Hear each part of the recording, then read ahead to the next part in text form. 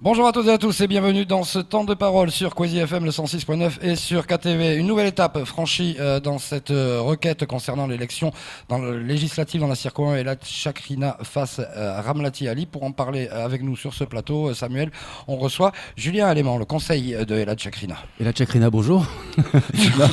Quand vous êtes sur ce plateau, Julien. Julien, bonjour. Mais quand vous êtes sur ce plateau, ça veut dire aussi que c'est Elad Chakrina qui est là, puisque vous êtes son représentant, son porte-parole. Pour moi, c'est la même personne parce que vous défendez les mêmes valeurs, les mêmes causes. En attendant, merci. Vous avez organisé une conférence de presse pendant les vacances où nous n'étions pas là. Nous n'avons pas assisté à cette conférence de presse, même si nous l'avons suivie d'une certaine manière, pour annoncer la recevabilité devant le Conseil constitutionnel de la requête qui avait été déposée dans le cadre de l'élection législative. Oui, revenons sur cet événement, s'il vous plaît. Oui, tout à fait. Alors, un recours avait été introduit. Et puis, le Conseil constitutionnel a déjà écarté de nombreux recours. Parmi tous les recours qui ont été faits, il y en a un certain nombre. Et le nôtre est parmi ceux qui ont été recevables. Donc, la recevabilité, il faut expliquer très rapidement ce que c'est. La recevabilité, c'est sur la forme. C'est-à-dire que pour l'instant, sur la forme, nous sommes dans les clous. Ça ne préjuge pas du fond, il faut rester humble, mais je dirais qu'en tout cas ce premier filtre a été passé et c'est pour nous un premier motif de satisfaction.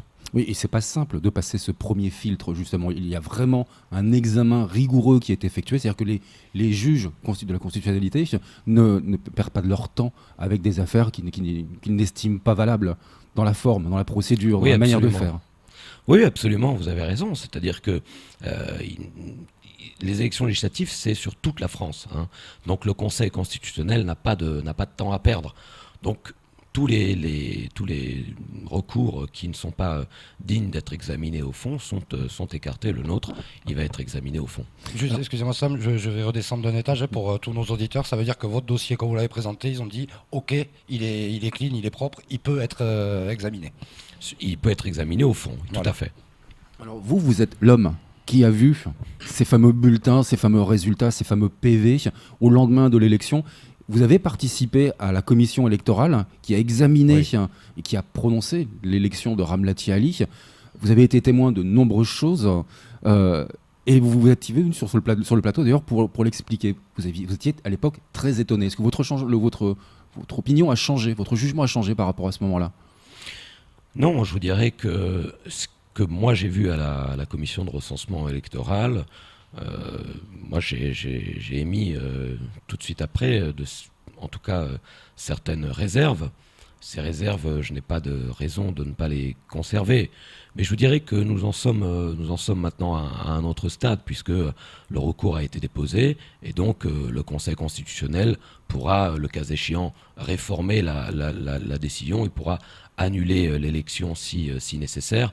Donc c'est là-dessus maintenant que je me situe. Je ne veux pas faire de procès à qui que ce soit, de procès d'intention ou de quelque sorte que ce soit. Ce qui compte, c'est que maintenant nous sommes dans un contentieux électoral, même si vous y avez fait référence, il y a un volet pénal pour notre part. Eh bien, nous sommes sur ce recours électoral et nous attendons la décision du Conseil constitutionnel qui interviendra dans le courant de l'automne. D'après vos recherches, votre enquête, les investigations que vous avez menées, on sait qu'à Mayotte, les morts peuvent danser, mais est-ce que les morts peuvent voter ? Écoutez, encore une fois, ce sera au Conseil constitutionnel de dire les choses, mais ce que je peux vous dire, moi, pour ma part, c'est que des preuves nous remontent et qui corroborent cette thèse selon laquelle des morts auraient voté, en tout cas. Vous avez vu qu'Elad lui-même l'a dit, et je vous le redis, nous avons des pièces et nous comparons cela avec ces pièces, c'est éventuellement des actes de décès, avec les listes électorales. Et pour l'instant, c'est assez troublant. Donc je pense qu'on se dirige vers ça, effectivement. Oui.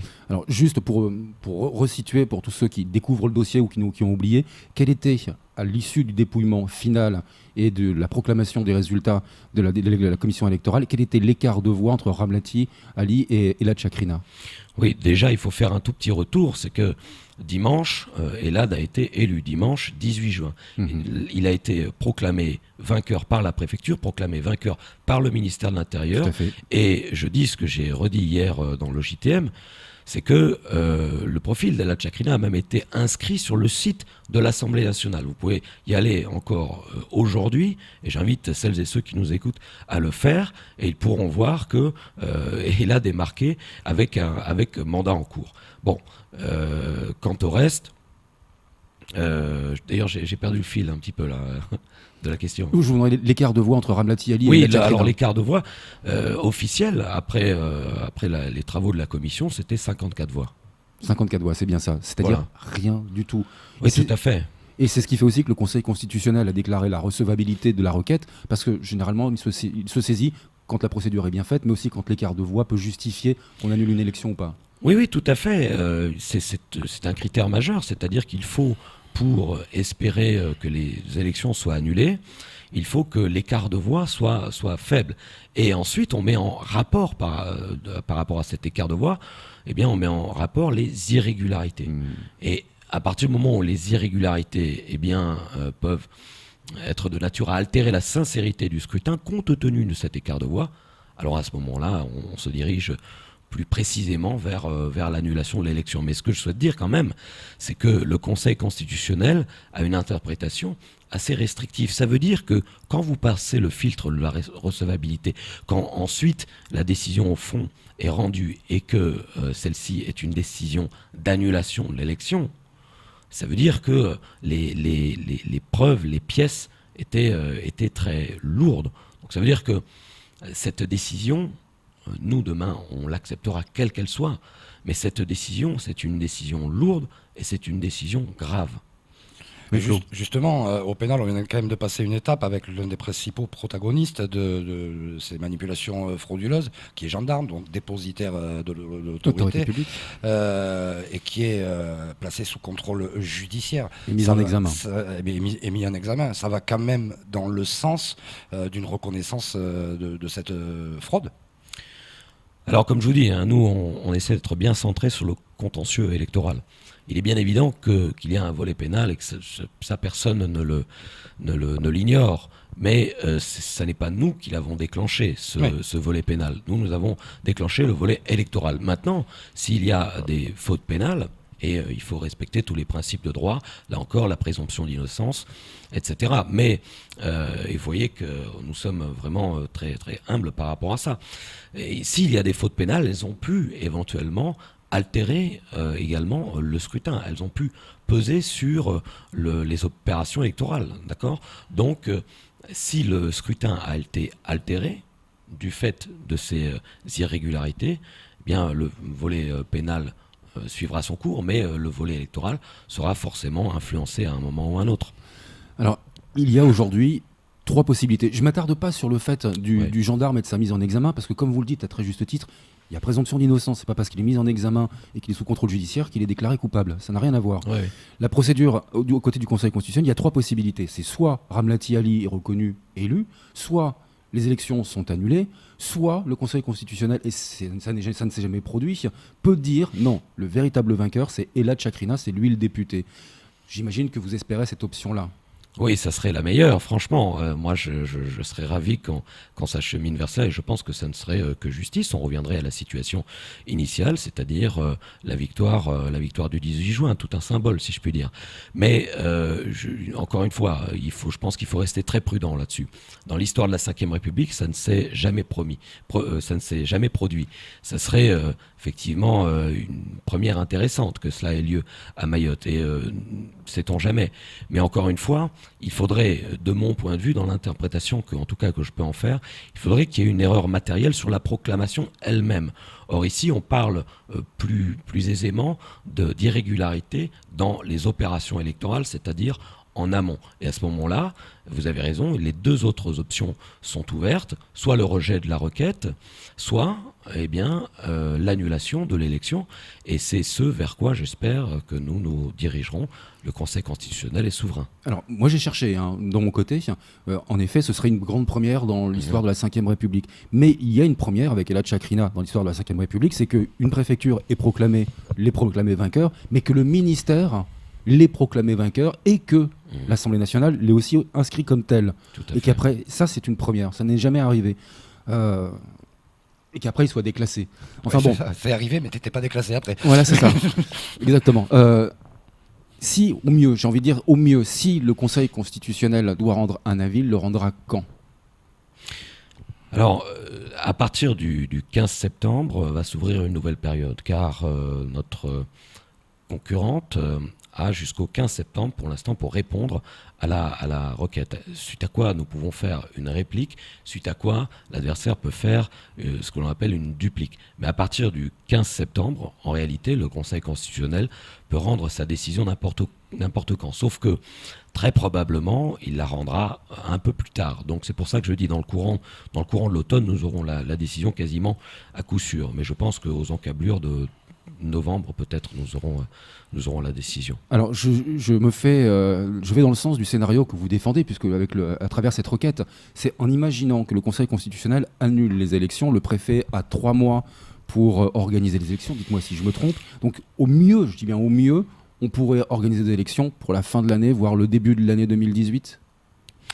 Oui, on se situe dans ces eaux-là. Nous, on souhaiterait, on espère en tout cas que ça se passera d'ici la fin de l'année, parce que vous savez, c'est tout de même un processus assez lourd, et vous savez, des tentatives de déstabilisation ici ou là, il y en a eu, mais l'avantage que nous avons, c'est que nous sommes une équipe très soudée. Nous avons à la tête de cette équipe Elad qui est serein, qui est combatif, et qui essaie de remobiliser ses troupes quand il y a besoin.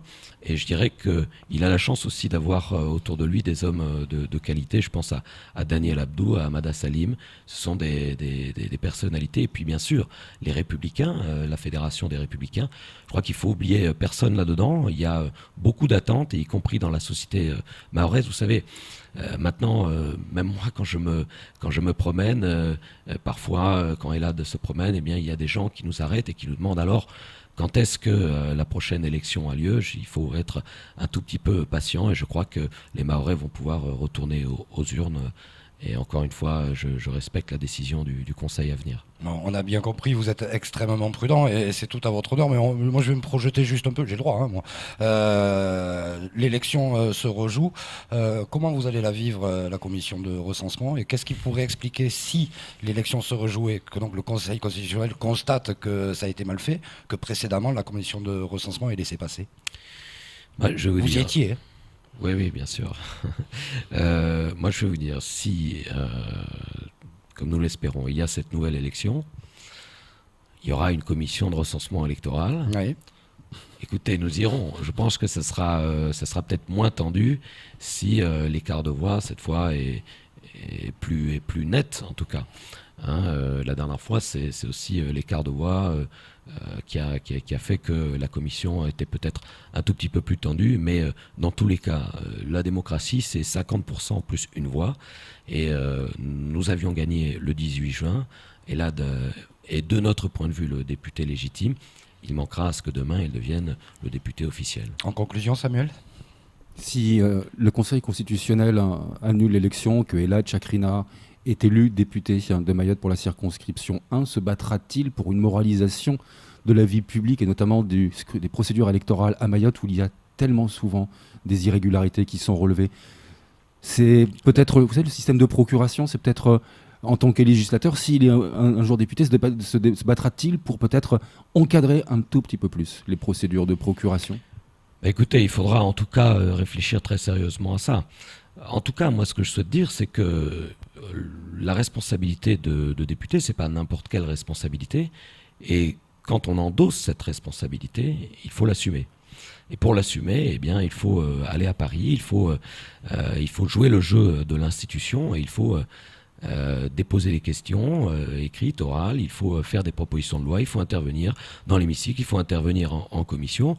J'ai vu que Mansour Kamardine a fait un certain nombre d'interventions. Eh bien écoutez, pour la circonscription 1, moi j'ai bon espoir qu'Elad redevienne le député demain.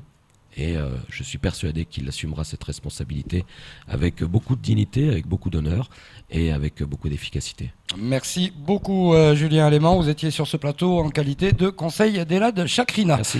C'est tout pour ce temps de parole.